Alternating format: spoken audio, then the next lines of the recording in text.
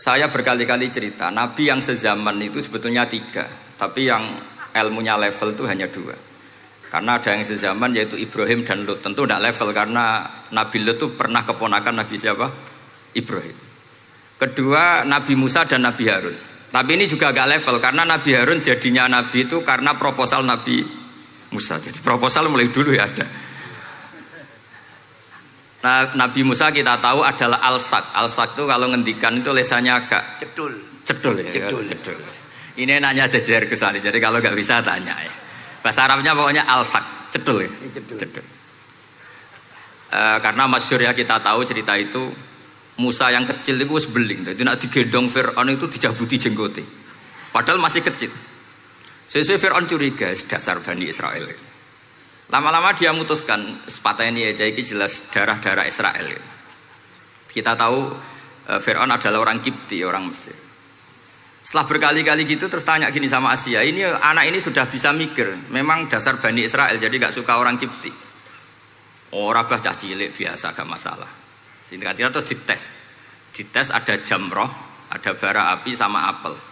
Sebetulnya Musa ini sudah tahu mau ngambil apel, tapi kalau dia ngambil apel dibunuh sama Fir'aun berarti bisa membedakan. Akhirnya sama Jibril diarahkan ngambil apa? Api jamroh tadi. Akhirnya agak ditelan terus menjadi lesannya apa? Cedul. Sampai sepuh jadi nabi tetap begitu. Makanya beliau ngendikan Rabbi syrahli sadri wa yassirli amri wahlul 'uqdatam min lisani yafqahu qawli. Terus proposalnya itu tadi waj'alli waziram min ahli Haruna akhi. Sebagian ayat lebih jelas lagi yaitu wa akhi Harun huwa afsahu minni lisanan fa arsilhu ma'iyya rid ayyusaddiqun. Jadi dan saudara saya Harun lebih fasih berbicara daripada saya. Jadi kualitas ilmiahnya bagus Musa tapi jubirnya itu Harun. Ya kira-kira gak Balim dulu ya? Iya Balim. Ya.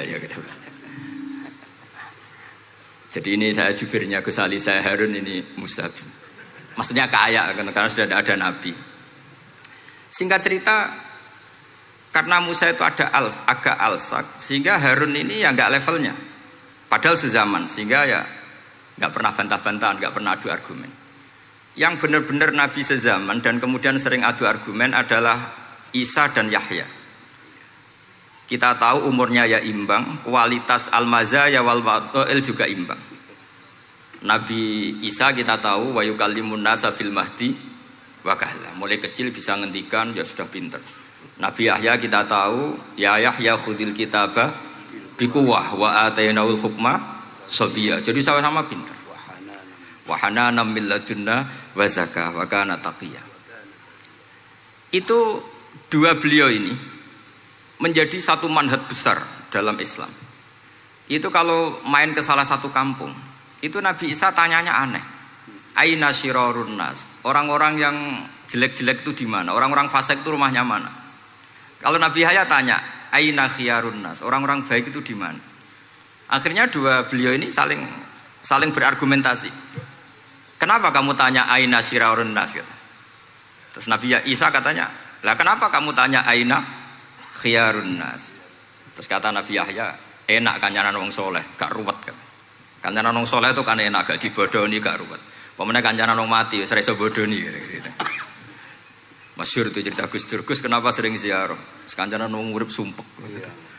Wong mati gak tau bejo. Wong mati gak tau bejo. Ini teman ziarahnya Bapak. Wong mati gak tau bejo. Ya. Itu ya ini santai-santai saja, relax saja. Karena saya sudah tahu mau ngomong apa. Nanti kalau ingin serius ya ngaji sama saya, harus khatam biar enggak jadi korban kama sayati sama kama takodam. Akhirnya Nabi Yahya gantian tanya, kenapa kamu tanya aina syirarun nas? Itu masyhur beliau. Ini dalam kitab Tabaqatul Asfiya karangan Abu Nu'aim Al-Asfihani. Riwayat Sufyan bin Uyainah, gurunya Imam Syafi'i. Jawabnya Nabi Isa unik. Ana an-nabiyyu, saya ini nabi. Biman zilatit tabib. Nabi itu ibarat dokter. Udawil mardo. Di mana-mana dokter itu cari orang sakit. Makanya di NU itu banyak kiai-kiai yang nangani orang-orang fasik. dakwah ning gone wong nakal-nakal itu ya ada khazanahnya, asal gak keterusan katut gitu saja. Jadi kalau kamu niru Gus Mek itu sebenarnya konsepnya satu, asal ada bukti jadi wali dan tidak katut. Kalau ndak ya sudah usah. Gak usah wae kata Gus Ali sudah. Kalau gak kelasnya jangan. Sehingga dua beliau itu jadi khazanah besar. Misalnya Anda jadi kiai di daerah-daerah yang Islamnya sudah maju. Mungkin Anda ini hanya mendapat fasilitas dari Islam. Makanya saya sendiri secara pribadi, misalnya kecelok pinter, tah ranking, tah juara musabaqah tilawatil Quran, kadang dari sekian prestasiku untuk umroh mendapat.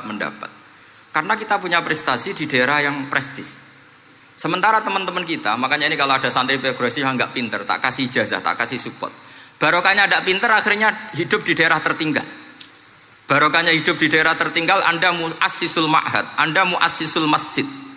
Sing prestasi hanya mendapat dari negara, yang tertinggal malah memberi kontribusi. Akhirnya apa? Lama-lama ini yang prestasi coro Jawa ngatok tomak. Saya dapat apa? Sementara yang di desa tertinggal, saya bisa memberi apa? Sehingga Allah bikin wong bodoh itu ada rencana besar itu kira. Jadi mau orang bodoh itu gak ada orang-orang santri yang hidup di daerah-daerah apa? Tertinggal. Men golek prestasi, golek umroh, terus ambisi ngimami masjid haram barang. Terus kapan dakwahnya? Karena yang diburu itu mendapat, bukan memberi. Ini bahaya sekali bagi Islam. Sehingga tradisi guru-guru kita, nah santri pinter yo dilem, santri bodoh yo dilem, santri bulet yo dilem, santri setengah bulet ya dilem kabeh kawulane pangeran. Kok ana hikmahe dhewe-dhewe kata gitu. Tapi ini bukan justifikasi atau melegitimasi kenakalan anak-anak Anda. Ini mau cerita ilmiah. Kemudian ada perdebatan lagi. Dan ini nanti terusannya adalah al-ulama warasatul anbiya. Sayyid Abdul Al-Haddad itu masyhur. Kalau ada orang sowan ditanya, kiaimu nak mulang tau nangis? Mboten nate. Lereni ngaji wek wong ngono iku. Atine atos gitu. Tapi Abdul Hasan Asyadzili kalau ada orang tamu tanya, kiaimu nak mulang tau guyu? Mboten nate. Lereni wong ra iso syukur gitu. Jadi ini dua kutub besar. Siapa yang enggak tahu kewalian Abdul Hasan Asyadzili? Siapa yang enggak tahu kewalian Sayyid Abdul Al-Haddad? Nah ini kalau Gus Ali sudah dua-duanya guyu ya sering, nangis ya sering, sudah ini sudah makomen, ini sudah Majma'ul Bahrain kalau dalam ilmu tasawuf. Dan itu mirip perdebatan Nabi Yahya dan Nabi Isa. Nabi Yahya itu happy, hidupnya happy. Kayak bapak saya itu hidupnya happy. Zaman miskin saja gak pernah susah. Gak pernah susah ya. Bapak saya itu khasnya gak pernah susah. Mau meninggal saja masih guyon sama saya. Mau kapundhut itu seguyon kalian. Ya seneng, ya happy saja. Jadi mirip cerita Jalaluddin Ar-Rumi. Beliau mau kapundhut, muridnya nangis semua, marah-marah dia. Kamu murid-murid yang bodoh. Saya ini mau ketemu kasih kamu tangisi. Ayo joget semua. Makanya kalau ada orang mati kok ceria itu karena madzhab Jalaluddin apa? Ar-Rumi. Masyhur itu. Ini malam pengantin saya, kenapa kamu nangis? Makanya jadi mitos kalau mimpi jadi manten tuh mau mati. Karena kalau Jalaluddin Rumi istilahkan kematian itu adalah pengantin. Umar bin Abdul Aziz, salah satu khomisul khulafa masyhur itu. Ketika mau kapundhut orang nangis semua juga dia marah. Memangnya saya mau kemana kok kamu tangisi? Ila khairi madhubin ila khairi rahimin, ila arhamir rahimin. Timbang kumpul kon sumpek. Atok mati katanya. Memangnya saya mau kemana? Ila khairi madhubin ila, kedat yang terbaik yang kita tuju. Ini mirip Nabi Yahya. Sehingga Nabi Isa ngejlek, mali aroka dohikan ka'annaka ta'manu min makrillah. Kamu kok sering senyum, sering guyu, ngakak-ngakak. Seakan kan kamu tuh tidak pernah akan kena siksa. Nabi Yahya gantian bales, mali aroka abisan ka'annaka taqnatu min rahmatillah. Lah kamu merengut terus koyo ora ono rahmate pangeran saja. Ini terjadi madzhab antara Abdul Hasan Asyadzili dan Sayyid Abdul Al-Haddad. Sayyid Abdul Al-Haddad juga diikuti banyak kiai. Itu kalau habis sholat tuh masih susah, diterima enggak, sholat kita makbulah apa enggak, puasa kita makbul apa enggak, sujud kita makbul apa enggak. Tapi kalau Abdul Hasan Asyadzili, kalau ada orang tanya gitu dimarahin. Sujud kula ditampi mboten ya Sayyid Abdul Hasan Asyadzili. Gak usah mikir ngono, ditegir sujud wis luar biasa. Orang ngger wong ditegir sujud, gak usah mikir ditampa ta ora. Loh iya, ketika kita nanti ketemu Allah, prestasi betul gak pernah sujud itu. Sebagai hamba kita bangga pernah sujud, terus gak penting ditompo tawar. Bahkan kalau anak-anak muda ini kepengen ditompo niatnya elek, ditompo digajar pangeran, terus mlebu swarga, terus sama bidadari gitu. Jadi muni ditompo tapi pikirannya sudah ngayal macam-macam. Kalau mazhab Abul Hasan Asyadzili tidak. Sehingga kitab hikam, kita tahu kitab hikam itu adalah dikarang Ibnu Athaillah As-Sakandari, dia muridnya Abdul Abbas Al-Mursi, dan ini terus muridnya Abul Hasan Asyadzili. Itu cerminan Syadziliyah murni. Ya saya ulang lagi, itu cerminan Syadziliyah murni. Sehingga beliau ngendikan masyhur itu, qalilul amali ma'a syuhudil minnah minallah khairun min kasiril amali ma'a ru'yatit taqsir.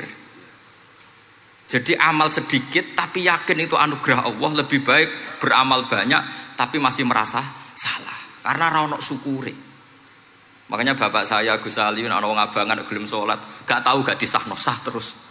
Ketika ada orang fikih marah-marah tapi rubah gedang, wes rubah gedang lah, pokoknya sah terus. Pokoknya sah terus. Ini sangat-sangat sadili berarti. Ini penting saya utarakan supaya khazanah kita itu tidak pernah habis. Karena al ulama warasatul anbiya. Nabi tidak ada warosati, tapi warasatul anbiya. Sehingga semua watak para nabi sebelum Rasulullah SAW itu semua tercermin pada umatnya Rasulullah SAW. Cerita paling terkenal tentu Asra Badrin. Tawanan-tawanan perang Badarin mau diapakan? Rasulullah istasyara Abu Bakrin. Terus kata Abu Bakar, itu keluargamu ya Rasulullah. Hum asyiratuka, hum aqaribuka. Ya maafkan saja. Terus ditanya Umar, menurut kamu gimana Umar? Itu kan orang-orang yang ngusir engkau ya Rasulullah. Yang dulu ingin membunuh engkau, sekarang ketangkep ya bunuh, kok repot. Apa kata Rasulullah? Masaluka ya Abu Bakrin kamasali Ibrahim isqala faman tabi'ani fa innahu minni wa man asani fa innaka ghafurur rahim. Sing prestasi ya alhamdulillah, sing ra prestasi muga-muga pangeran akeh sepurane. Sudah gitu iya cara Gus Ali ya sis ngono kok repot.